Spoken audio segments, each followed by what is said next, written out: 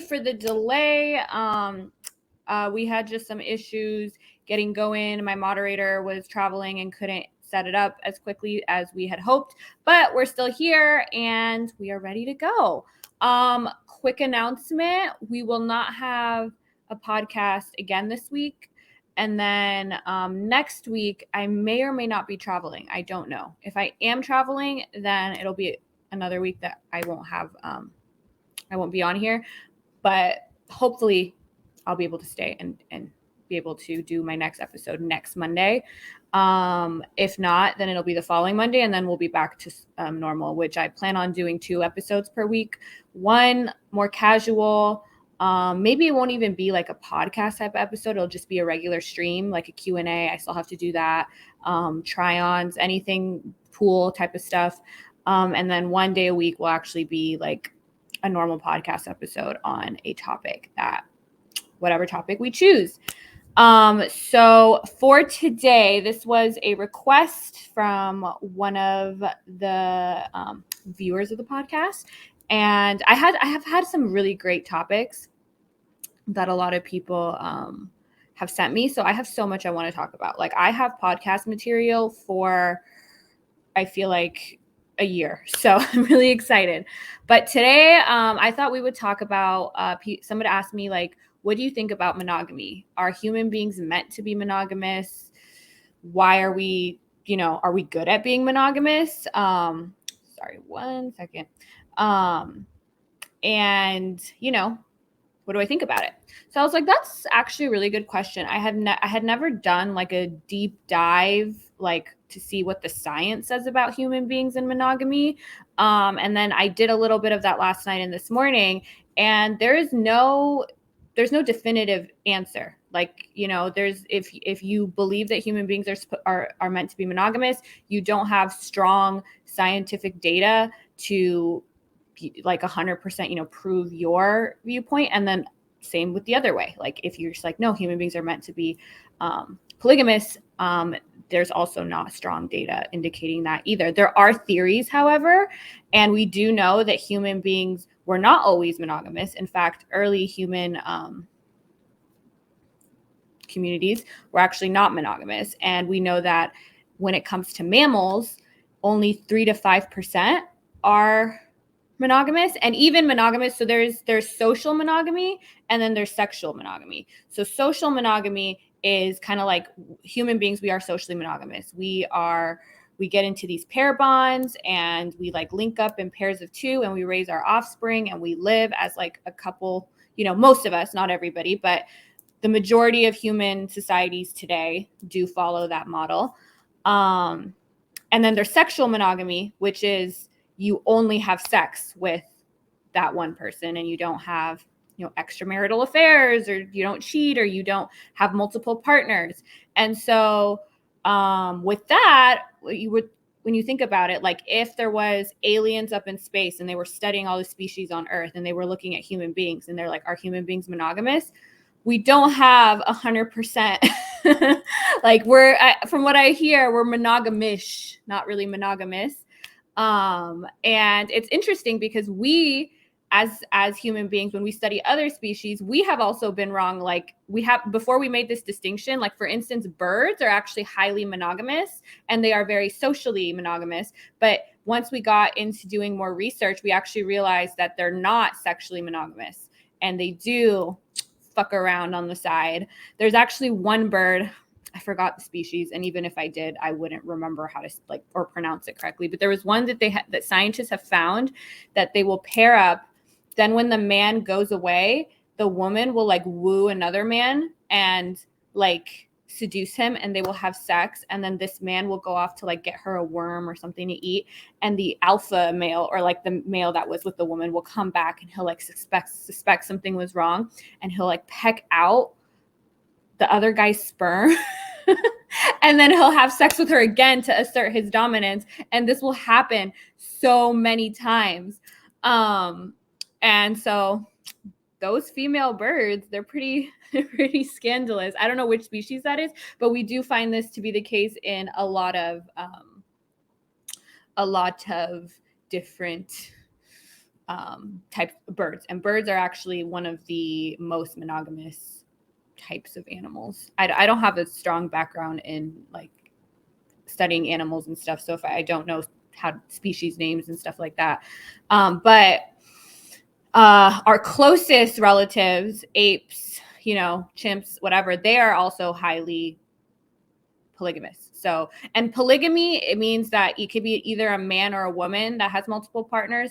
Polygyny is a man having multiple women, which has been more common in our history, but not always. There is like this thing that I'm sure we've all heard, this assumption that we've all heard about women, men being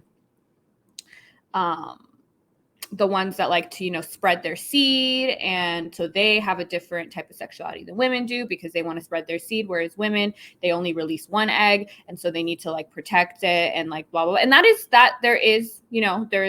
definitely a valid thing to think. And I think that it is true, but it's also the case that women, if they want, like, especially we find that when they're ovulating, science has shown that they actually are more likely because they want to get pregnant and they want as many, like they want basically survival of the fittest, the right sperm to be in there. And if you have multiple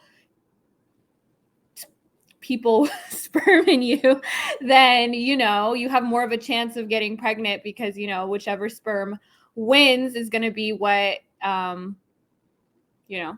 who's going to be the daddy. And it's actually funny in chimps, you see this because in chimps, and this is another theory, is testicle size actually has to do with how likely a species is to be polygamous or not. So, but in different ways. So with chimps, they have very large testicles and they're very polygamous. They have sex with everybody. Women have sex with multiple men.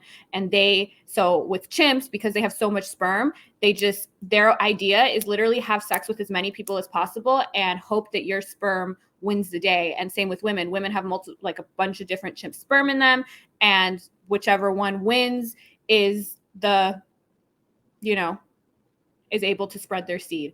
With gorillas, on the other hand, gorillas have very small testicles but they have very strong, they're like, and what they do is the strongest male will have like a bunch of women and he'll assert his dominance and he'll keep other gorillas from coming in and taking his bitches because they don't have as much. So he needs to keep all the women to himself and try to have sex with all of them, but keep other men from having sex with all of them.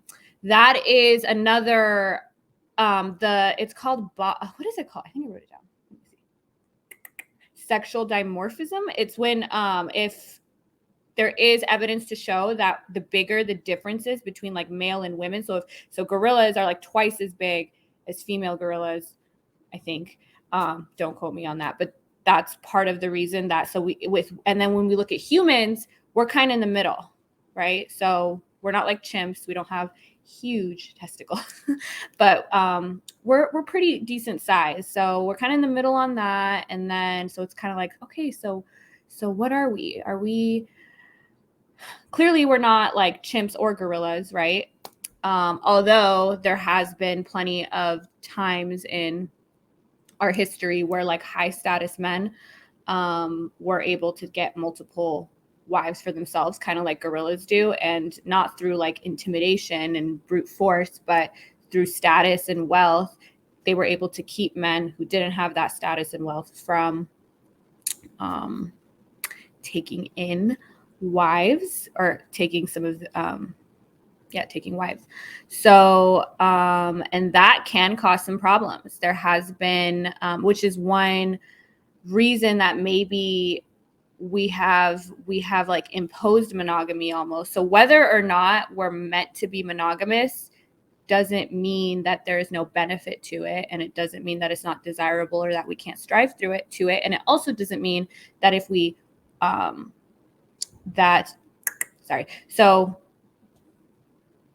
my sister keeps calling me. So yeah, it doesn't mean that we shouldn't strive towards monogamy. And it also doesn't mean that if we choose not to be monogamous, that other problems won't arise out of that. So I actually think this is interesting to connect to kind of what we've been talking about with like the whole incel movement and how they believe that all these women are going for the top, and like the men at the top of society are able to have sex with a bunch of different women, and then the men at the bottom are not able to have sex with any women. Kind of interesting to think about. I was kind of connecting it to that study that we looked at a couple weeks ago. God damn. We were looking at that study a couple weeks ago about the rise in single lonely men as it pertains to dating apps, because it seems like on these dating apps there are a certain group of men that get like all the matches, and then there are men that get none. When we look at that before dating apps were around, when we look at that in society, there's evidence of certain societies where that was the case, and it created an uptick in crime because the men at the bottom therefore are more likely to engage in really like risky behavior in order to raise their status and to get women. So we see that even, I think, in China from 1988 to I believe 2004. I actually was in China prior to 2004. I was really young, and me and my sister, who keeps calling me, she is a couple years younger than me, but we look like very similar, and we look like twins, especially at that age. So everyone would like stop on the street and like stare at us because you were only able to have one child when they had that law in place. And so they weren't used to seeing two kids like right next to each other that look like twins. But because of that, they preferred to have males. And so that's why there was a lot of baby girls from China that were put up for adoption and stuff, because if a family can only have one child, they would prefer a male because the male would be able to help them procure resources in the future more so than a female would. But that created an unequal balance between the amount of men in society and the amount of women in society, and that caused problems because that did actually lead to an uptick in crime. So there is that issue, and there are other issues with that kind of setup in society. There's one question: are we monogamous? Are human beings meant to be monogamous? What is our biology lean towards? And then also, what is it good for us to be monogamous? And there's no clear evidence on the science, right? With birds, one thing that we see similar with birds and human beings that can explain a theory that can explain why we moved, because early human species were polygamous, why we moved towards monogamy is as human beings started to get more advanced and developed, and we started to have bigger brains, we started to need more care in our development. Like, it took more for parents to raise their children. We can see in other species, it's some species, it's like, okay, you have the baby and you need to take care of it a little bit and then it's fine. And then with birds, you see that that's not the case. Baby birds are very delicate. You need to protect the egg. You need to protect it from predators. And then you need to learn how to fly, all of that. So in that, with birds, we see that both parents are involved in raising their offspring. And one theory as to why human beings started to become far more monogamous is because of that, because child rearing is something that is best done when there's two people involved. One, the father can protect the child, the mother cares for the child. It takes a lot for a mother to care for a child. So even like way back in the day, when a woman first had a child and she was carrying it, taking care of it, feeding it, that woman wouldn't really be available to mate. And so one theory is that if a man was just sitting around waiting for this woman to mate, maybe an inclination would be to kill the offspring in order to mate with the woman. But if that was their offspring, or that wouldn't have been conducive to human flourishment. So it may have been that the pair bonding was partially because of that, because human beings had bigger brains, and it took more to take care of our young, similar to birds. And that is part of the reason that we are now monogamous. I don't know if anybody is in here. I know the time. Oh, I see that there is a chat. You guys, this is also a discussion, so you guys can put things on the screen. And sorry, I am a little bit distracted because like everyone's deciding to blow me up at this time. But what else did I want to say? Oh, one other interesting thing I found was that so we talked about testicles, we talked about sexual dimorphism, and then also the male penis. So when we talk about sperm competition, like with chimps, the shape of the male penis, that tip, is actually meant, allegedly, to pull out the sperm of other men when they're having sex with the woman. So that kind of indicates that human beings are prone to sperm competition, and that is why the penis has that shape, in order to pull out the sperm from other men. I just went to the comments, so I didn't know that there was even people commenting. So you sound very podcast like perfect for it. Thank you. But also that there used to be, like, on other species, we still see this, like spikes. There's like spikes or bumps on the penis. There's a medical or scientific term for it that I don't have in front of me, but we don't have that anymore. And when you have that, it actually leads to quicker, more pleasurable, definitely quicker. Actually, I don't know if it's more pleasurable, climax. So other species that still have it are able to have sex quicker, climax quicker, and spread their seed quicker. Human beings don't have that, so it takes longer. So that may be another indication that as time has gone on, human beings have been, through evolution, more inclined to be monogamous, take things slow, takes them longer to ejaculate. Which, that was surprising to me, because I don't think a lot of men take that long, but apparently that is something that people have found. So I'm going to start looking at a little bit of the comments. I think I still took some more notes, but basically females have to be super careful who's their mate. On the other hand, males need to mate with as many females as they can. Okay, so that is something that we have heard. And that is true, but not necessarily, because you do find that and we see this in other species too, like chimps, or even these birds, that, like, because women also get resources out of it. So even in early human species, like, if one man would, be the father, but she would need like, what if he died? What if something happened to him? So a lot of times they would have extramarital affairs in order to have resources. Food was there's actually one thing I read where one of our ancient ancestors, and it had a name that I cannot pronounce. I might have actually screenshotted it, because I screenshotted a bunch of stuff I found interesting. Let's see if I can pronounce this, guys. Yes. Okay. Paleontologists published fossil specimens in 2009 from Ardiphytus yeah, I don't know, which lived 4.4 million years ago. He used the newly described species as evidence for the humans. Well, they I don't even know how to pronounce this, but they call humans humanids. I don't know if that's right, or hominids. I don't know. Great transition to one-on-one relationships. Artie, okay, I like that. That's for sure. Artie walked on two legs, which freed its hands for carrying food, and males that carried food, he says, were thus enabled to take that food to females. They'd evolved a way to pitch, woo, and bring home the bacon.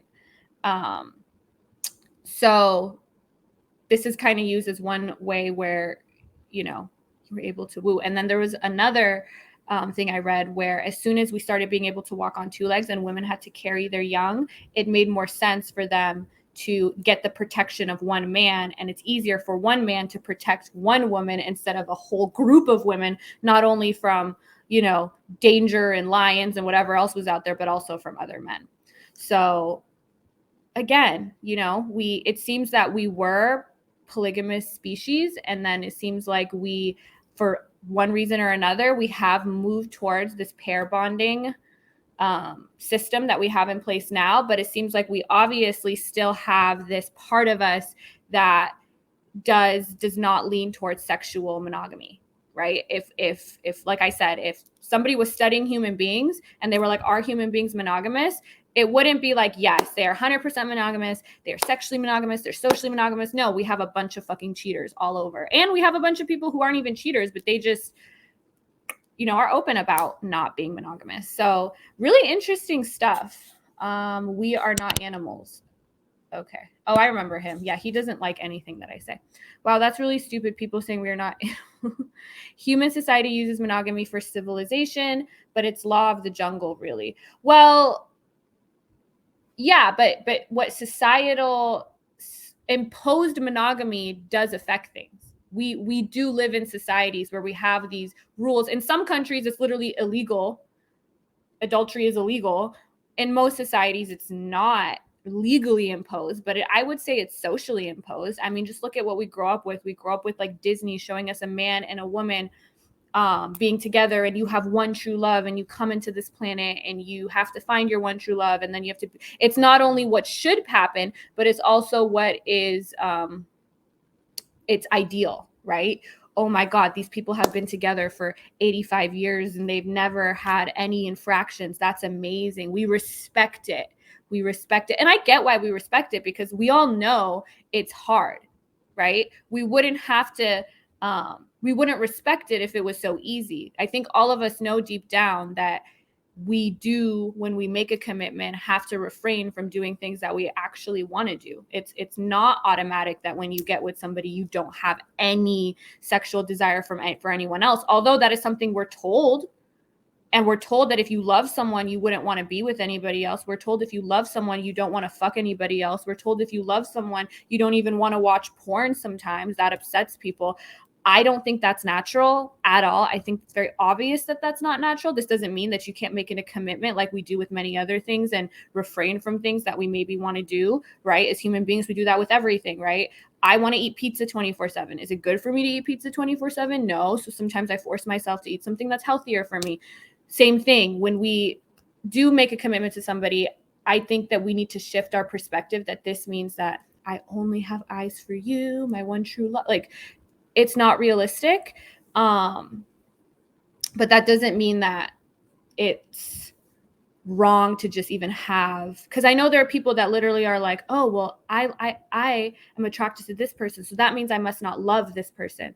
No, I think we can see with human beings, I think a lot of human beings are like serial monogamous, right? You form a pair bond, and then, you know, later you might be attracted to someone else and form another pair bond. That's why we get in and out of relationships, so many of us. You know, it's very rare for actually one person to definitely be sexually monogamous, but also socially, like with the same person their whole life, right? People break up, they get new, like people get divorced all the fucking time, right? So that's really interesting to me. So I'm not talking about marriage right now at all. I'm just talking about pair bonding. So that can be relationships, marriage, you know, this idea that I'm with you, we're committed to each other.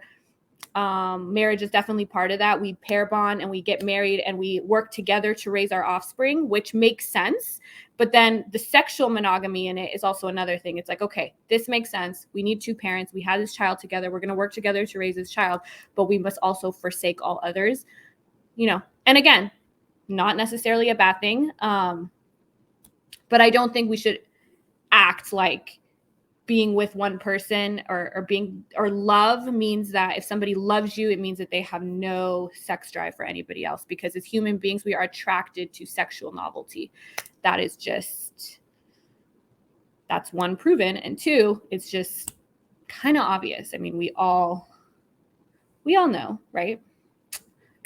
So it's like more like some scientists, so scientists are split. Some scientists say the monogamy is imposed because of just structure, and it's actually goes against our biological underpinnings. And other ones say that no, our biological underpinnings, for whatever reason, through evolution, through this period of time, also drives us toward. And I think it's a mix, right?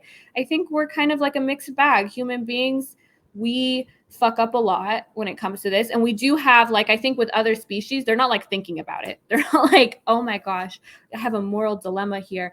I want to go fuck that other chimp, but I fucked that chimp 5 minutes ago. They're not thinking like we are, which adds another thing into the equation. Okay, let me scroll through these comments. I don't see myself with anyone long-term. I'm not with anyone long-term. Yeah, I think that when I'm thinking about like where to take all this, I think where I would take it is kind of like relationships can look different for different kinds of people. So this socially imposed monogamy, I think, needs to waver a little bit, which I think it is, right? We are becoming like, divorce isn't like, oh my God, these people got divorced anymore, right? Like most people actually get divorced, or a lot of people are in open relationships now.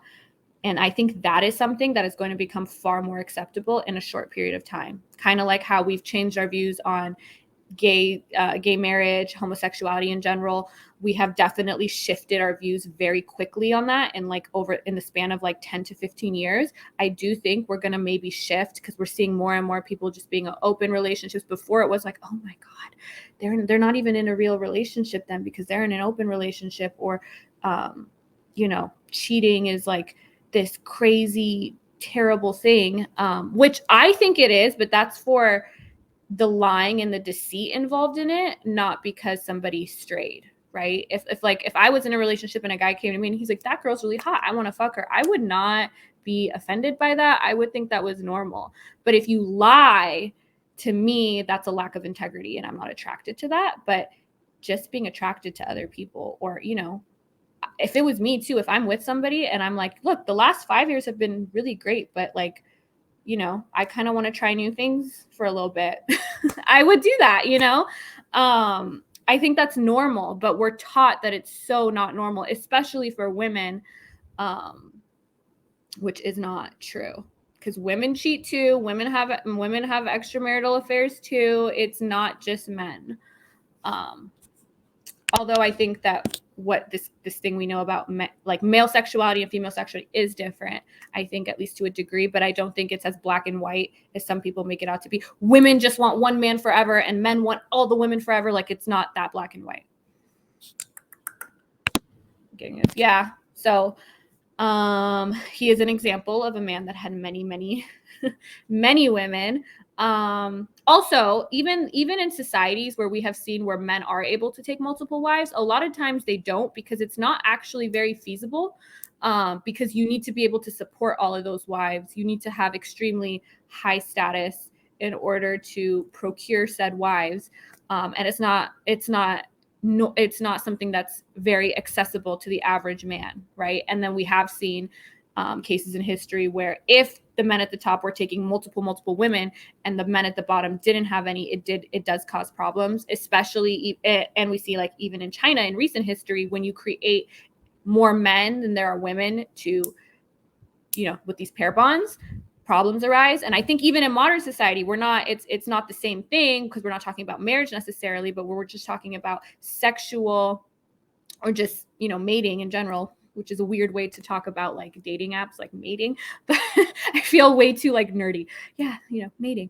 But, as women have more like men because we're on the internet now, it's not like your local community where you go out and you see like X amount of people in your whole life. Now with online, we have access to like billions of people from our own fucking bedrooms. And so with these dating apps where, women are saying, oh, I have all these options, and they're all going for like a certain kind of men, and a lot of people do meet people online now, I think that may also be contributing to some of this increase in the manosphere culture, the incel culture. I think it's even contributing to, we talked about this, some of these men that are just feeling so crazy and they want to go exact revenge on people. It's interesting to think about. These are all just theories, though. Is there a biological theory for Nick Cannon? I don't know. Doesn't the fact that female chimps are that are also promiscuous go against the theory that females are more monogamous because of the high cost of pregnancy? That's what I'm saying. So this idea that only men want to go and be very promiscuous and women don't is actually not the case in a lot of different species in a lot of different times. So like, exactly, because of sperm competition, right? If I want to get pregnant and I just pick one man and his sperm doesn't do the trick, that's not really good for me spreading my seed either. So in a lot of societies and in some species like chimps, the women are like, no, all of you are going to nut in me, because if 10 of you nut in me, there's more of a chance I'm going to get pregnant than if one of you do, because one of your sperm is going to be worthy enough to impregnate me. You guys battle it out in my womb, and one of you is going to be the winner. There's also this, some cultures have even had, so there's this whole idea, well, we have to know who the father is. And I think that has been the case, especially with when we started moving towards pair bonding and marriage, and like, okay, well, we know who the mother is when the baby comes out of you, but if a woman has had sex with multiple men, we don't know who the father is. With DNA evidence, that is less so the case these days, but there actually has been cultures and tribes where they don't see it that way. They saw it as like, I think there was a famous quote, because there was somebody that asked somebody as a member of this tribe, like, well, if these women are having sex with multiple men, how do you know who the father is? And the famous quote that the person said was, you French, I think it was French, you French people are only concerned with loving children that came out of your body. We love all the children of the tribe. So they were saying, we don't see fatherhood as this is my child. It's all the children of the tribe. Every person is a father. So there have been civilizations where everybody that had sex with the woman and the baby came out, they're all the father. They didn't see this biological link to be as important as most of us have seen and continue to see it. During the Renaissance, men wear makeup. Cool fact. Man, chat, y'all. Now that being said, there is more human growth and evolution than just bringing our gene flow as far as possible. I don't know why I'm reading off both. The rearing of children by both the mother and father can further develop. It doesn't have to be together. Yeah. Okay. So this is something that's new now too. We're seeing a lot more people co-parenting instead of and not being together. But this is fairly new if we look at human history, like going millions of years back. So, well, actually, if you go far enough back, probably not. But like in recent history, we do see that more and more people are getting divorced or separating and able to still raise children in a pretty healthy way. I know we've had studies that have shown that having a two-parent household is better for child development, but I'd be curious to see 10, 15, 20 years from now, when we have more and more evidence on what do children actually need, how do children actually develop, if we are able to give children those things without having to be in having parents that are committed to each other sexually and socially, right? I think a lot of those studies kind of focus on single parent households, which are not obviously as great. If you just have one parent, it's better to have two parents in your life. That's not always the case. That doesn't mean that children with two parents don't end up fucking sick freaks. And it doesn't also mean that if somebody's raised with one parent that they're not wonderful, amazing people in society.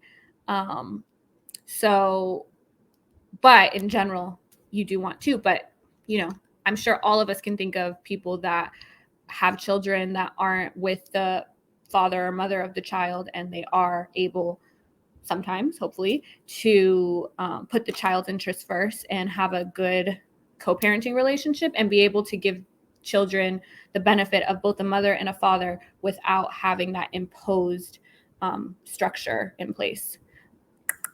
Okay. When you're rich and powerful, you used to be, I wonder if you cover. Wow, the single lonely men are interesting to think about. You too pretty to be talking about this. You don't understand how few positive engagement with women men get. I get that. I mean, I don't get it because like I don't understand, because one, I'm not a man, and two, like you said, I'm a woman that is considered to be at least attractive enough to have a bunch of men that want to mate with me. Let's say that. But I've looked into this, and I don't deny this. I never have denied this. I never denied this on the episode where we talked about that article. I never denied this on the episode when it comes to incels. I understand. I can't empathize and put myself in these people's shoes because I have never been in those shoes.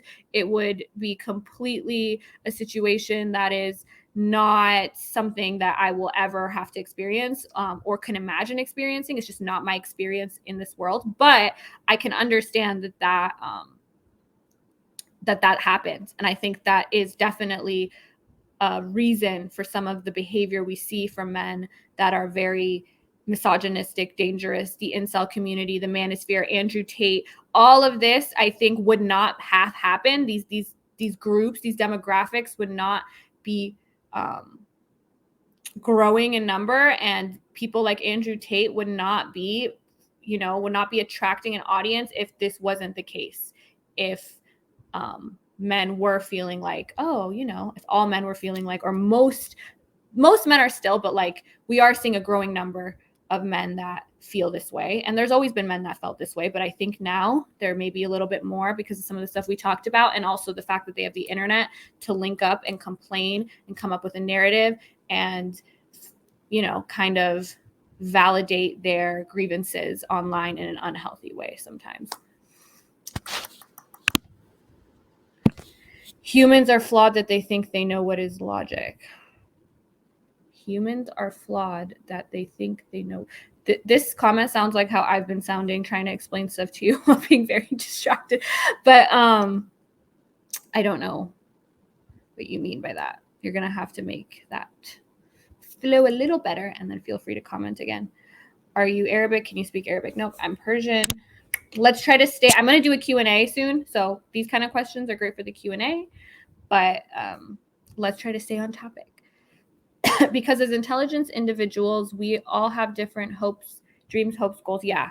So I think we're all the same species. We're all human beings. All of us are human beings. You're a human being. I'm a human being. If you're listening to this podcast, you are a human being. Unless, you're a human being. If your dog is in the room, your dog is not listening. He doesn't know what's going on. But yeah, we are very diverse, but we do have similarities, obviously, the fact that we are all human beings, but we are also very different. So that's why when I talk about like relationships and open relationships, I think it can look different for different people. One size fits all does not work with us. One size fits all does not work with us on many things, on career, on where we want to live. Some people love the cold. Some people love the heat. We all want to do different things. Some people I think about that all the time. I honestly, like, sometimes I look around and I'm like, thank God people that are really good at spatial reasoning exist in the world. Thank you for people that are really good at technology exist in the world. Thankfully, people that aren't scared of blood exist in the world. So we have doctors and engineers and really smart people that come up with great technological advances, because if everybody was like me, our society would have plummeted a long time ago. So I'm sure you guys all know what I'm talking about, but we're all different. We like different things. We, although all of us, as human beings, we are naturally predisposed. Oh my God, what is wrong with me? Predisposed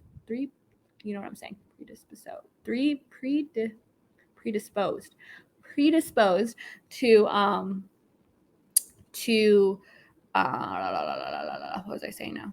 Oh, like to feelings of jealousy, to feelings of being territorial. Some of us feel those things much more than other people, and that can be for a variety of reasons. But some of us are more jealous than other people, and for us, the thought of our partner being with someone else like kills us, or the thought of even our partner looking at another woman kills us. And then there's some of us like me, I would say I'm more on this side, that I do not care. I think it's normal and natural, and I would actually be very weary of a man who pretended that I'm the only woman on earth, right? So people are just different. Predisposed. Oh my goodness. Predisposed. I swear I was on the phone yesterday talking to someone about this, and I said that word perfectly 300 times. I don't know what's wrong with me. Okay. But the question is, why did humans get more complicated to raise? When a child more complicated to raise makes survival harder as opposed to a simpler child? That's a good question. I don't know.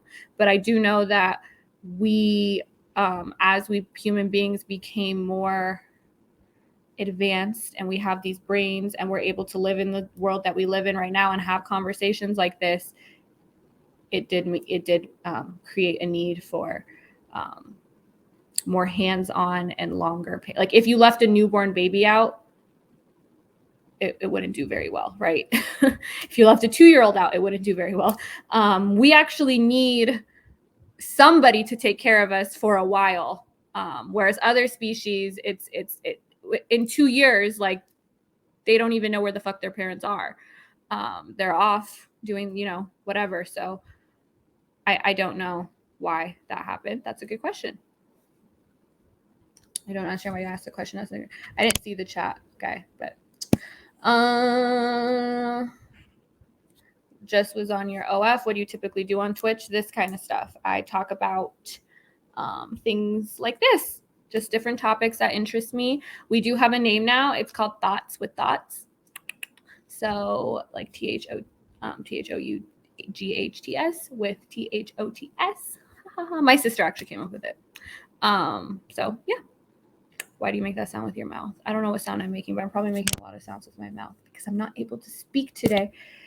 For many centuries, your protection was a village effort. Honestly, I think a lot of these theories are nitpicky and based on biases of the research. Males are promiscuous because they need to spread their seed, but they are monogamous because they need to ensure the survival of their offspring. Pretty much all of this conjecture and the conclusions that come depend on the beliefs. I did say in the beginning that none of this is conclusive. These are all theories. So different scientists, different anthropologists, different sociologists have had different theories, and they've explained their theories based on some evidence, and then some of it is also conclusions that they have made from that evidence. So even you right here, I think males are promiscuous because they need to spread their seed. So you're doing the same thing that those researchers did. You may have come to a different conclusion. You're picking certain you're nitpicking. You're saying males are promiscuous because of this fact. Well, some scientists say, well, women are also promiscuous because of this fact. So I see what you're saying. And that's why I said there's no conclusive evidence on this. That's why I said if you're going to go and say human beings are monogamous and I have scientific evidence that proves that, you are wrong. If you go and say human beings are not monogamous and I have scientific evidence to prove that, you are also wrong. You can say, here are the theories that are out.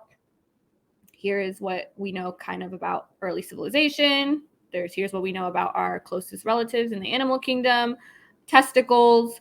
All of this stuff that I just talked about are just theories that people have out, and they're using what we know to kind of come up with conclusions that are not definite.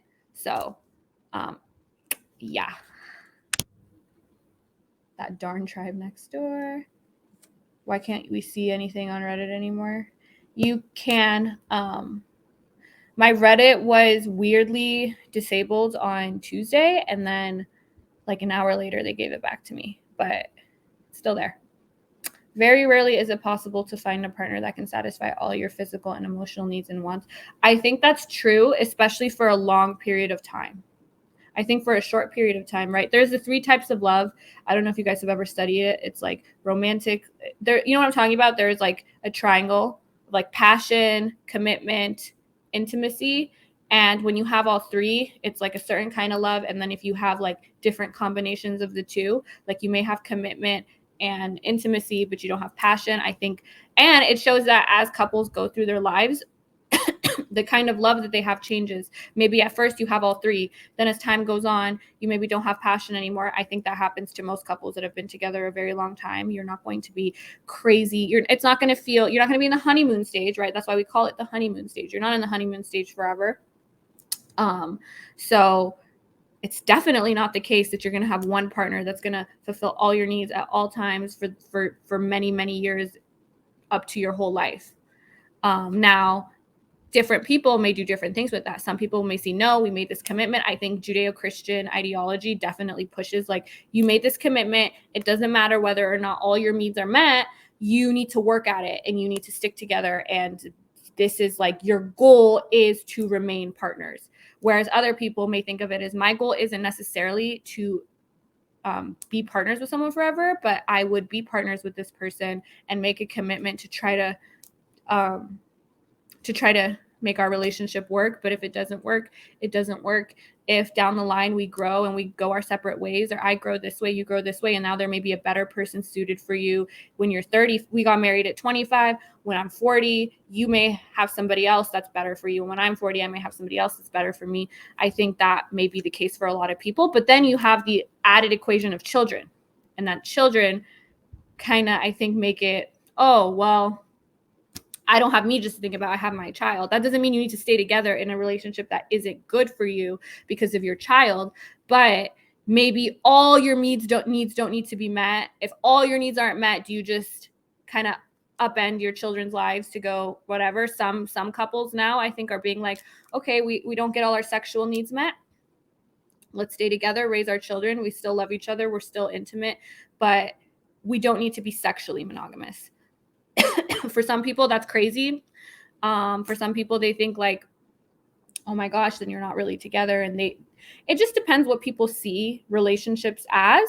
And I think everything I've talked about and how there isn't a right answer, that's kind of what I said right in the beginning. And I want to keep emphasizing that there is not a right answer, which means that there's not a right answer in how your relationship needs to look.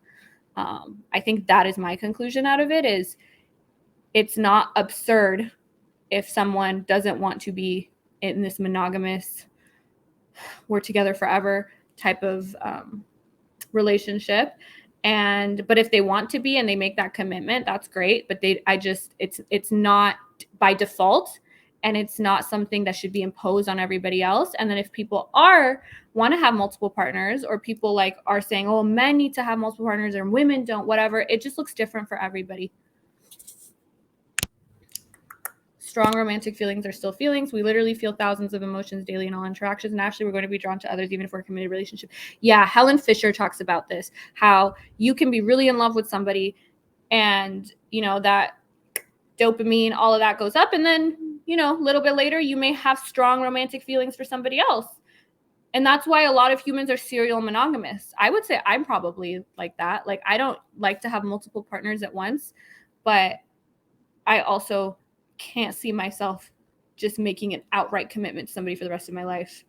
It's just, maybe somebody's great for 27-year-old Jazmen. Maybe somebody else is great for 40-year-old Jazmen. Maybe nobody's great for either of them, So you may have strong romantic feelings for somebody. You may still, I think this idea that wanting to be with someone else means that it's taking away love that you have for your partner is false. And I think that is something that most people believe that I think needs to be debunked. You can still be in love with somebody and still have strong sexual attraction to somebody else and want to fuck the shit out of somebody else. You can really love somebody and then also have romantic feelings for somebody else too. Now, what you do with that depends on what you have determined to be the boundaries of your relationship. But I think a lot of people would be more free if they knew that there wasn't only one right answer. If they knew that marriage didn't have to mean that you don't look at another girl ever in your life and you don't watch porn and you don't whatever. If people knew that, hey, there are other ways that this can work and this isn't the right answer, this isn't the default answer, there is no right answer, I think more people could tune their relationships to what is actually best for them and their partner, right? And people are different. If like for me, there's even like, look at like even how different relationship dynamics work within couples. Like I know some friends who they and their boyfriends chat 24/7. Good morning, good night, what'd you eat for lunch? And they like it. That's how it works. And if one day they don't say good morning, it's like, oh my God, he didn't text me good morning. Me? I would rather be waterboarded than have somebody message me 24/7. How's your day? What did you eat? No. I hate that. So I'm probably one of those people that I don't even like living with somebody. Like I would probably, if I can avoid it, I would avoid living with I think it kills passion. Actually, there's a really good, oh my God, this is a recommendation for all of you. I know we talk a lot about living freely. Living freely with, sorry, I keep getting distracted when I look at my phone. And then I get nervous because I don't know what I'm saying. And I'm like, oh shit, this is live. And then I have like word, like alphabet soup. And then it doesn't make sense. And I'm like, shit, people are going to watch this. And anyways, but, what was I saying? Oh, I was going to give you guys a recommendation. So Chef's Table volume, I'm going to find this because I really recommend watching this. Somebody else recommended it to me as an example of what it looks like to really live freely and away from other people's opinions. It's on Netflix. Let me look it up. And this is what he said, and I loved it. And it's a famous chef. His name, it's a Chef's Table, Volume 1, Episode 4. Francis Mallman, I think is his name. This man is incredible.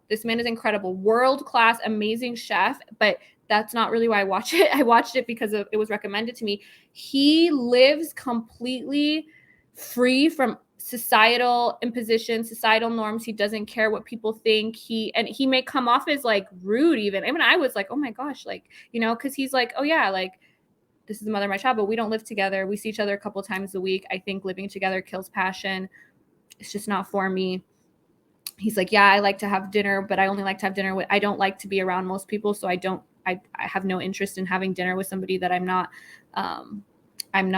don't enjoy their company. I'm not going to pretend to enjoy their company. He's like, I've had some friends and then we grew apart and they're like, oh, you don't like me anymore. And I tell them, no, it's not that I don't like you. It's just that I don't enjoy being around you anymore. We've just grown apart. And it's like, oh my God, that's so rude. But he's like, no, I'm just telling the truth, like, you owe people the truth. Now, how they react to it is not your problem. People are always like, oh my God, we can't hurt feelings. We have to be nice. We have to be fake. Oh, I don't really want to go have dinner, lunch with this person, but oh my God, I should just go do it because they're my friend or they were my friend forever ago, but they're kind of like, so he's a really great example of that. And I love that too. So for me, like when I think of what kind of relationship I like relationships that are almost like we spend time together, but like a few days a week, not 24/7, but other people like to be together 24/7. So the whole point of that was just to illustrate that it's not just in when it comes to relationship boundaries around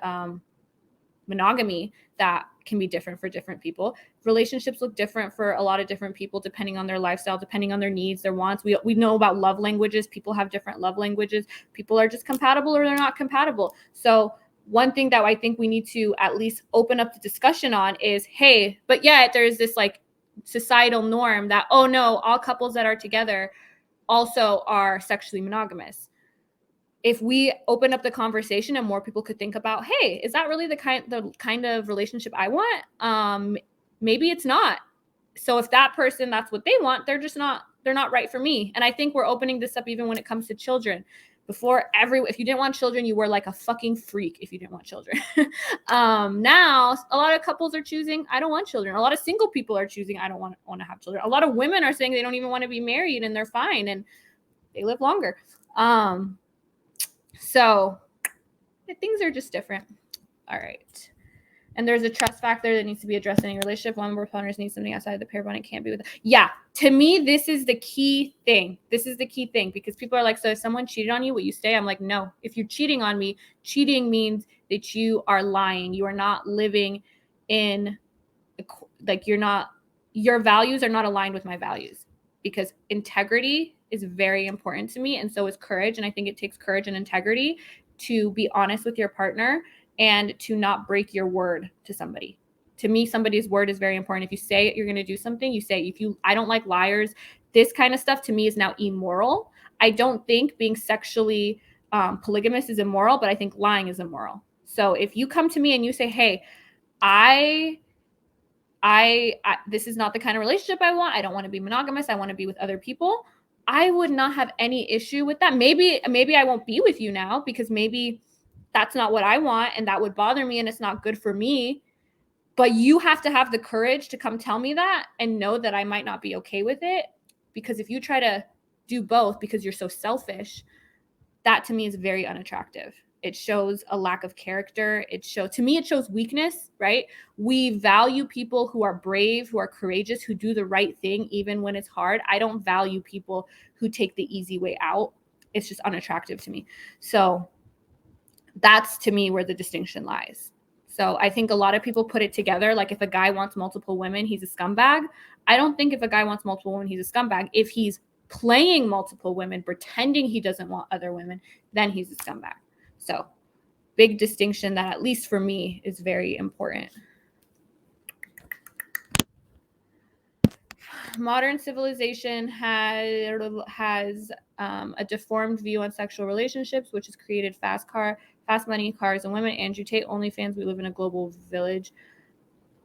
So are you saying modern civilization has a view on sexual relationships that is starting? Because what I see is we're starting, like, we have OnlyFans now, and there's the argument that conservatives make that this hookup culture, sexual revolution, sexual freedom has created less monogamy and has given rise to people like Andrew Tate. Like the feminists have created Andrew Tate.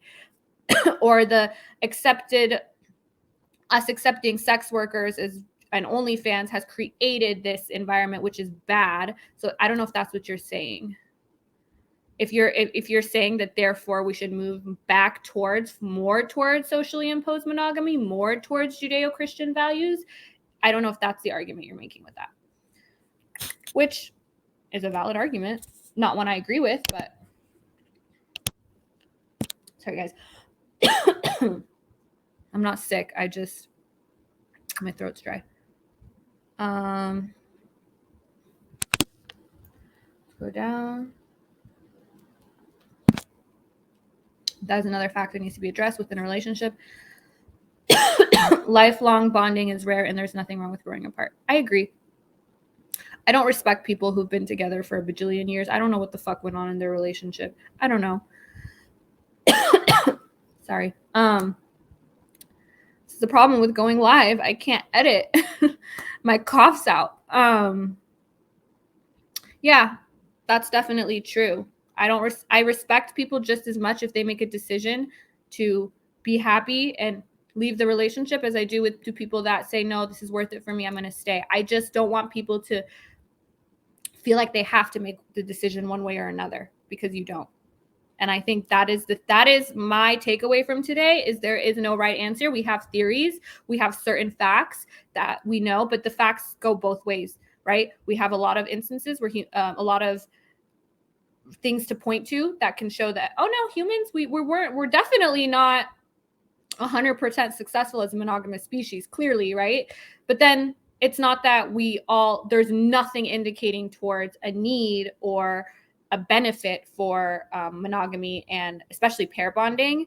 For me, like that sexual monogamy part is I feel like we're like the birds.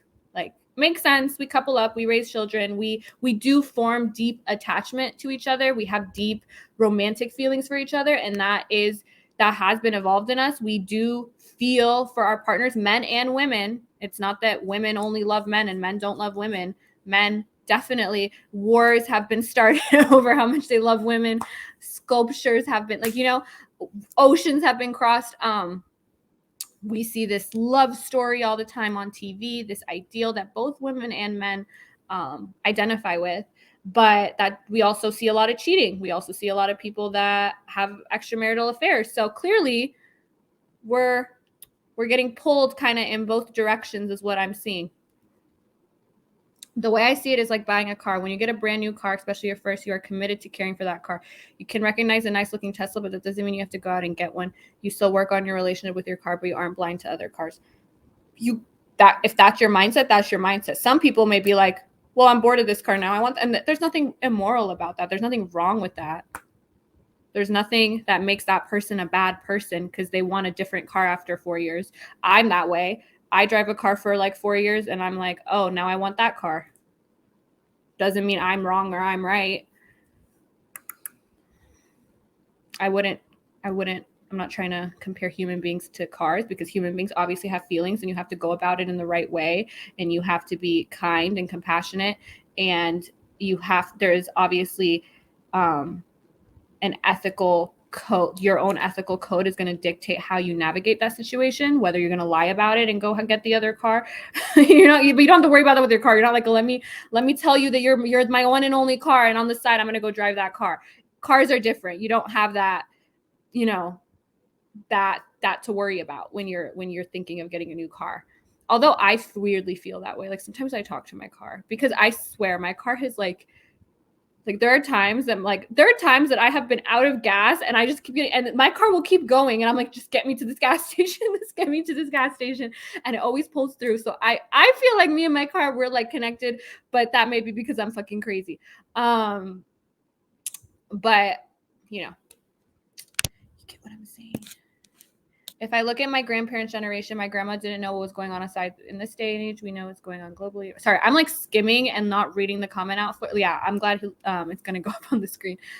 Easier to find someone better than 6 years ago. Yeah, so this is an argument that conservatives make, like, oh, well, on Instagram, now you're just scrolling and you're seeing like big titties and you're seeing OnlyFans girls like Jazmen on there, and it is causing issues and it's breaking up our marriages and blah, blah, blah.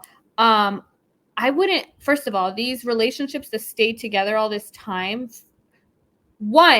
okay, if we go back, marriage was not linked with love for a very, very, very long time. That is very recent. Before, marriage was literally just something that you did as a transaction. I mean, a lot of our monarchs, like monarchies, they were created from, everything was just strategic. Okay, this family and this family need to be united, so they're going to get married. Resources, all of that was like the reason people got married as a transaction. And it didn't matter if you loved, like right now, even still cultures today have arranged marriages, but arranged marriages were kind of the norm for a long time in a lot of societies. We didn't link marriage to love. More recently, that is the case, but I think also that it wasn't just like we got married for benefit, and then all of a sudden we shifted to love, and now our grandparents, they have this deep love for each other, and there was no. I mean, a lot of times their marriages, they weren't getting passion and intimacy and commitment and compatibility in these marriages, but they weren't expecting that either, right? So I come from, my parents were not in an arranged marriage. Neither were my grandparents, but probably my great-grandparents were. And I would ask them, I'm like, that's weird. Like, why don't they love each other? And their idea was the love will come. You just pair yourself with someone and you grow to love them. Okay, I'm not saying that's like wrong, but when we look at people like that stay together forever, it's kind of like, well, we're stuck together. So we don't need to enjoy spending time together. I don't have to enjoy having sex with you. I just have to do it. And that I think that was the mindset for a lot of people for a long time. And they weren't just getting divorced when they're like, you fucking suck, and I would be happier with someone else. They just thought it's a part of life. I don't have the freedom. That didn't even cross a lot of people's minds to think that, oh, especially women, right? Men were probably, for a long time having their extramarital affairs, and some women too, but women, it was just part of life. Oh, okay. My family thinks that your son will be a great match for me. So we meet. This is how it was even a few generations ago in the Middle East. And in some places in the Middle East, it's still the case. Okay, now we get married, and whether we get along, whether I like you, whether I find you attractive, whether we are going to be getting our needs fulfilled for a long, that's not even in the equation. And that's not necessarily good. So I think when conservatives make this point, like, oh my gosh, we used to be, the divorce rates are going up. I would be like, okay, well, when the divorce rates were lower, were happy marriages? Were all the marriages that were together, are they all happy? I don't think so. I think divorce has just been more normalized, and it's given people an out to unhappy marriage. And we've had more societal acceptance for getting out of unhappy marriages than we did before. I think that's why men were chosen to receive inheritance stuff more often than women in the past. People back then were aware of human nature, and men were more likely to find a wife if they had resources. I don't think it was just straight sex in most cases. But that was also one reason that imposed monogamy on societies, is because, especially for women, because if you are sharing your resources now with this woman, you want to ensure that your offspring is yours. Again, a lot of the stuff that made sense before may not make sense today, because we have so many advances in technology that if you want to know if a child is genetically related to somebody, we can make that happen today.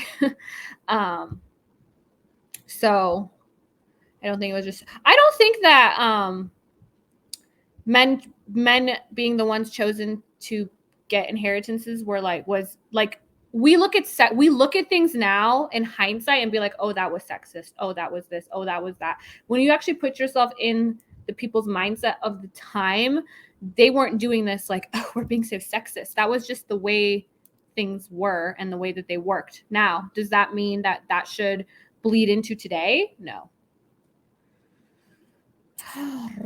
Agreed. And societal norms in that time made divorce as a reason for being shunned from such society, whereas now the idea has been put aside for the betterment of everyone involved. I agree. And this is not equal across all cultures. So I think in the West, this is definitely more normal. You see people getting remarried like in their 70s. You see people getting remarried in their 50s. You see people on their third, fourth, fifth spouse. And I think there's still some of us that are like, oh, 4 husbands. But like in general, we're not like, oh, exile, In other cultures, it's less so. But even in like So my parents are from Iran. Even there now, like I have cousins that have been divorced and remarried. It's not a huge deal anymore, like it used to be. It's probably not as accepted as it is here. Like people are like, oh my God, they got divorced. But it's becoming more and more common and more socially accepted to not be with somebody if they're not making you happy. And it's better for you to be out of that relationship, which I think is good. Like my Epstein. I just don't want to talk about Epstein here. I don't see how that's relevant. If you're a man and you're ugly, just make sure you make money. Money can help you, but I don't think that's the whole equation. You don't have to have a lot of money and be very attractive to woo women. In fact, a lot of women are wooed by, like me. I don't care if you, like I said this before, as long as you make enough to like support yourself and be able to like, us to have compatible lifestyles, I don't care. But I'm very attracted to intelligence, and I'm very attracted to men that are very confident and carry themselves in like a very, cool, calm, rational, logical way. Like to me, that's so hot. My love languages are like, I like acts of service. I kind of like all of them. Quality time. I don't care about gifts. Physical touch. So like, there's just so many different things that people are attracted to. And how many times do we see, like, I always like using this because I think like, especially like things like Disney or whatever, they always push forth, like they're pushing that onto children, like the ideal. And we see a lot of cases where like, the street rat Aladdin woos the princess without any money. So I don't think money is always, something that women are solely looking for. I discovered you on Reddit, but I really enjoy your podcast stream. You are knowledgeable. Thank you. I feel like I was trying to be like, but I was just so distracted when I got on here. So sorry for my word hiccups. Speaking only for myself, I'm just concerned that someone who I care about might lose interest because I'm completely overshadowed by someone else. It's not about the relationship being sacred somehow, but it's that I find security and permanence, and I hate losing any friend for any reason. So that seems like a personal characteristic that you can either work on, because I don't think if you're constantly afraid of losing somebody because you're afraid they're going to go find somebody better, I think that's like a confidence thing, but that doesn't mean that you can't value somebody who is very committed to monogamy. But I think even if that person is that way, you're still going to have these insecurities, because it seems like these insecurities run deep, and even if you have no indication that they might go do this, you're worried about it 24/7, which just seems like a really difficult way to live, and maybe something you can improve. Which this isn't just me talking to you, this is me talking to everyone, probably including myself. Like, there's this like notion of like, oh, well, this is just the way I am, and blah, blah, blah. That may be what you're predisposed to be, but doesn't mean that you can't work on things and you can't control feelings of insecurity, jealousy, anger, etc., in order to just live better. Right? Nobody wants to be insecure in their relationship 24/7, and if their partner talks to someone else, they just, oh my God, are they better than me? Are they going to leave me? Are they going to leave me? Feeling inadequate is a personal issue, I think. Now, this is not to say that people who value monogamy are all insecure and people who don't are all very secure. No, but I think if you are seeing that you are like, oh my gosh, I'm constantly afraid when I'm with somebody, they're going to go find someone better. I'm extremely jealous. I'm extremely territorial past like, what is normal, then I think it's something that you should work on. Or just find somebody else that shares your same issue, and then you guys can just have this really tumultuous relationship where you're constantly worried, which a lot of people do. So you wouldn't be the only one. Love is not just an emotion. I think that is where a lot of relationships problems come from. Of course, I think you should actually love your partner, but I think love is an action and a choice you have to make every day. You aren't always as excited to hang out with your friends at first when you first met, but you have to make efforts and try to maintain a friendship. Occasionally, you might have to do something that you might have to do something you don't necessarily like to do. So yeah, so I'm saying that like I do this job, right? I don't love every part of this job, but I like this job in general. I try to look up some things I learned about monogamy before the podcast, not because I love doing that, but because so I could be prepared and I would get that delayed reward out of doing. That's why we do so many different things. But I think the distinction becomes, okay, yes, my goal is to stay with this person. I believe that's what I want to do. I believe that's going to make me happy in the long run. So I'm going to put in this effort to make that work. Totally fine. I'm just saying there's no reason to just do that because for no reason other than that's what I'm supposed to do, right? That's kind of what I'm saying. So love is not a choice, I don't think. Like, you know, I don't think it's just purely a choice. Like, I can't choose to love you. I can't. Like, if you were in front of me, I probably, you know, you may choose to love me. I'm just kidding. But I'm not saying don't put efforts into your relationships. I'm just saying that you should be able to determine how much effort you want to put in, and you shouldn't have and you can, right? If you're very strong in your faith, and people that are very attached to their faith divorce far less often, because to them it's so important. That commitment and that long-term monogamy is so important. It's an integral part of their faith and the lifestyle that they're trying to live by. But some people, that's not. So just make that decision for yourself. You don't have to maintain friendships out of obligation. You don't have to maintain relationships out of obligation. I think children is different because you chose to bring them here. They had no say in the matter. But when it comes to almost anything else, you don't have an obligation just because of the obligation. You have to think about, why do I have this obligation? Do the reasons I have this obligation speak to me? Or is it just because I signed this piece of paper 15 years ago and I said this in front of my in-laws and now so that's, I just want people to, I'm trying to encourage people to make decisions that will make themselves happier instead of what other people want them to do or what society tells them to do or what values that they have instilled in them solely without doing the digging to realize, are these values I actually have? Are these values I actually want? Are these values that serve me in any way? That's kind of what I'm saying. I'm not telling people to leave your husband or your wife or any of this stuff. So for this commenter, it seems like to him that act of commitment and forcing yourself to make those choices and go through the difficulty in order, to him, that end reward of that commitment, long-term commitment, is worth it to him. Go for it. And I'm sure plenty of women would love that. You probably have I hope you have a very easy time with relationships. This all depends on your worldview. In a secular, non-religious society, yeah, people go for what you're saying. Yeah. Okay. So I didn't read this comment when I was just responding to your original comment, but we were saying the same thing.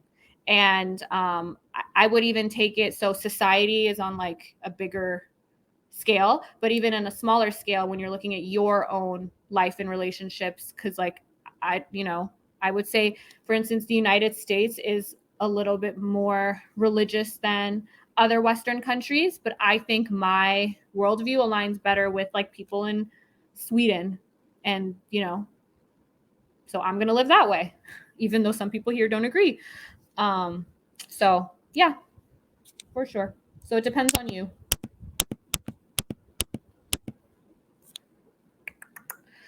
The world wars had a huge impact on long-term relationships with baby boomers, and I seem to have disrupted this view. I have to look more into that, but interesting. But old Disney was about bravery against the odds. Yeah, so that's kind of, I use that old Disney as an example because when people are like, oh, women just want men that are just like this and gross and aggressive and blah, blah, blah. And I use the example of Beauty and the Beast. No, that's not even what we used to see, especially not today. Now there's like this whole men can't be masculine. We don't want, and that's not true. It's not that we're saying men can't be masculine, but we're also saying it's okay for men to also have feelings. It's okay for men to also be human beings. I think that ideology of men need to be just tough all the time and never cry and stuff is, for one, not realistic. And it puts a lot of men to shame for just being normal human beings.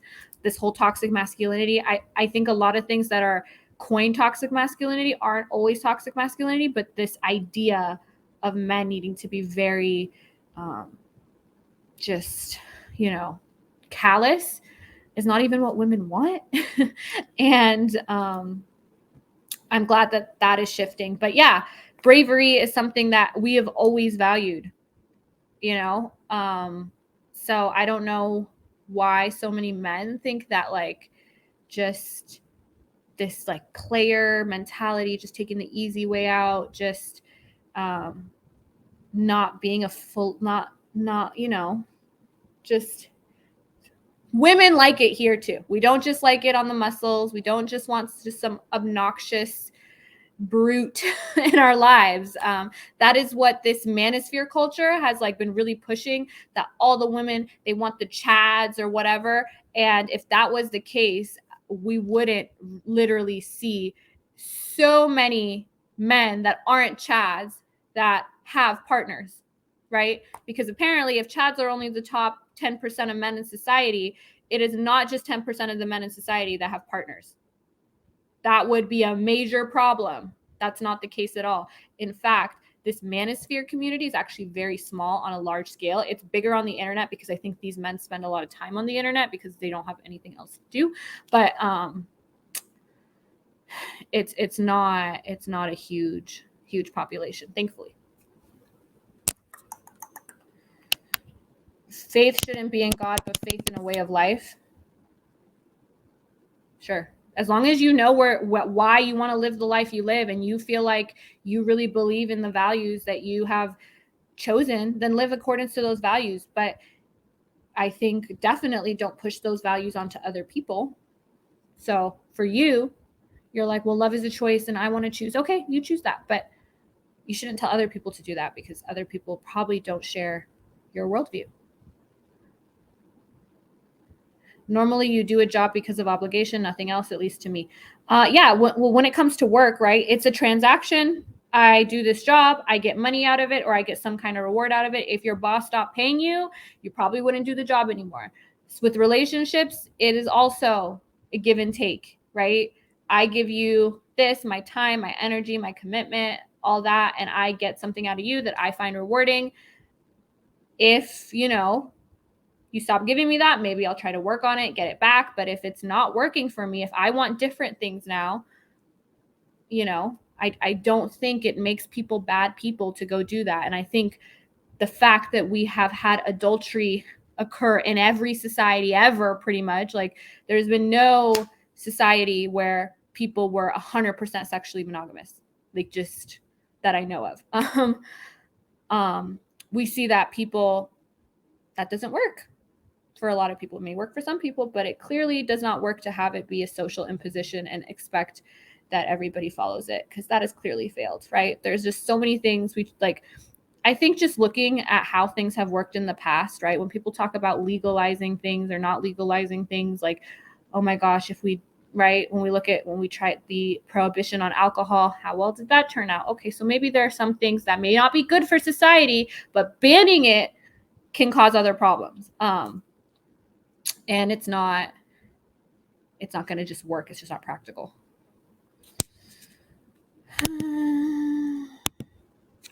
That depends on your worldview and belief. Faith in God is a way of life for many people. Yep, that's true. But it's also not a way of life for many people, such as myself, who think faith in God is not rational at all, based on no evidence, very insufficient evidence. And why would I dedicate my life to a worldview that has no basis in logic or reasoning, in my opinion? That does not mean I wouldn't. Not only do I respect that that's your life worldview, but I would fight if I needed to so that you were able to practice your faith in the way that you saw fit, as long as it wasn't causing harm onto others. 100% believe in that. So I'm not. In fact, I think that a lot of the stuff that the faith communities value are actually really good for you, right?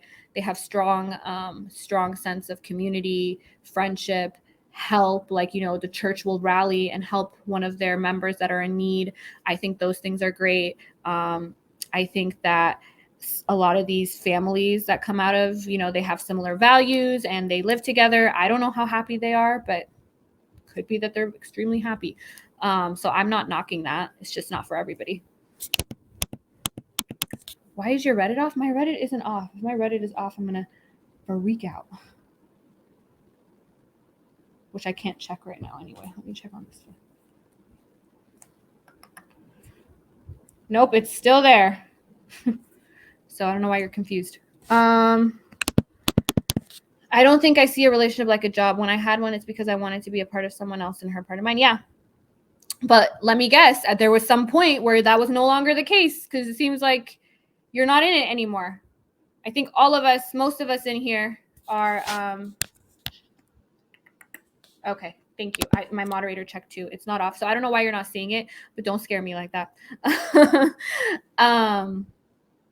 Yeah, we've all been in relationships, and then we've all been out of relationships, most of us. If you were lucky enough that the first person you ever met was somebody that you never wanted to be without for the rest of your life, that's great. The thought of that for me would be terrifying. I'd be like, well, there's billions of other people. How do I, right? I would want to play the field a little bit, but that's just me. Maybe that's not you. We're different.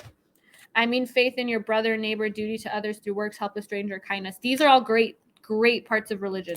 Great parts of religion. They're also very bad parts, but this is very good. And I think the majority of people have done the mental gymnastics to get rid of some of the bad parts, or reinterpret the bad parts, or ignore the bad parts, which I'm very grateful for, because they have to align their faith with their current worldview, which we have made some strides in our worldview, right? When it comes to many things, slavery, a bunch of stuff, right? So now it's like, oh, okay, no. So we're going to interpret that as being this, but loving your neighbor, helping others, these are great things. And we're going to keep that part of religion, which I know I'm not going to get rid of religion. So that part of it, I'm very grateful for. I'm grateful for the fact that religious organizations do a lot of charity work. Religious people do a lot of charity work, more than secular people, actually, in some cases. So I don't hate religious people. I may not be a fan of religion when it comes to my interest in logic, reasoning, evidence, which I'm very data science. I love all that stuff. So to me, religion is incompatible with it. That doesn't mean that if you're religious, I fucking hate you and I want to take away your Bible. Like, no. My grandparents both recently passed away with I think you mean within months of one another. They got together in 1948. I dream of them dancing forever. I'm so sorry that your grandparents passed away. And that's beautiful. It's a beautiful way to live, but it's not the only beautiful way to live. So that's kind of my message. All right. Is that the end of the comments? Was there anything else I wanted to say? I had like my notes up, but then I never looked at them because other people kept blowing up my phone.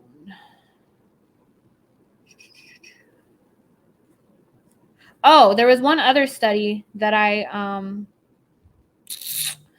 saw that is just a theory. It's just a theory, but they, using demographic and disease data, they had found that one of the reasons that maybe human beings started becoming more monogamous is because of when communities are smaller, STDs and the spread of sexually transmitted diseases wasn't a huge issue. But as communities started growing larger and larger, as human beings started creating communities that grew larger and larger, it would create a lot of problems because they didn't have treatment like we do now. Right? If you had chlamydia, it would go untreated. And for women, that could cause infertility. And it would be a huge issue because they couldn't treat it. And that's another theory why maybe human society started imposing monogamy so that the spread of STDs could be contained. Because again, when the communities are like 30 people, but when it's like a bunch of people and this can really spread, it caused some. So that was another study that I had found. If you guys ever want to like see these studies, you guys can just DM me and I can send them to you, or you could just look it up. So again, monogamy is possible. It may even be desirable. I think it just depends. Good to see you streaming, Jazmen. Recent friend, but love. Thank you. Interesting. Coachella came to mind. Why? Oh, like large groups of people spreading STD. I've never been to Coachella, Seems fun. It's just not my thing. I don't like large crowds. Is it true that STD started when the humans started to fuck chimps? I have not heard that, so I cannot tell you whether or not it's true. Oh, another announcement is, although I won't have another podcast episode this week, and I will not have maybe one next week, depending on if I do go out of town. All my previous podcast episodes will be uploaded to YouTube, hopefully today. And that way, because I know Twitch has deleted, I think it deletes after like 2 weeks. So you only get to see like the last few, especially if you just join and you just start listening to my Twitch streams. I will have everything uploaded onto YouTube. This is episode 8, I believe. So all 8 episodes will be on YouTube, so you can see them all, and it won't go away. Once I do have that, I will post it on my Instagram. I'll link it on Reddit. I'll post it on my OnlyFans. I'll post it on Snap. I will post it on all my socials. So make sure you are following me on my socials, and if you want to see all the episodes of the stream. And then I will also be starting a separate YouTube channel that's more so I can edit out my cough, so I can edit out my word jumbling, like, all that stuff that comes with being live. But I do enjoy the interactive nature of doing these live streams, so I will keep doing them. And yeah, what do you prefer? I know maybe it seems like I don't, but I actually if I was in a relationship now, I would want a monogamous relationship, but I'm also sympathetic to the fact that both men and women, that's like, there are other competing forces at play. So like, I'm not one of those girls that like freaks out. If I care about your integrity. That's really what it is to me. And then if your integrity makes you an honest person, which it should, then I can decide based on that if we're going to be compatible. But to me, that's what it is. I have no issue with people that like a different lifestyle than me or prefer a different lifestyle than me. To me, it's all about being honest about it. Anything else like gaming? Guys, I have no experience with I don't know anything about gaming.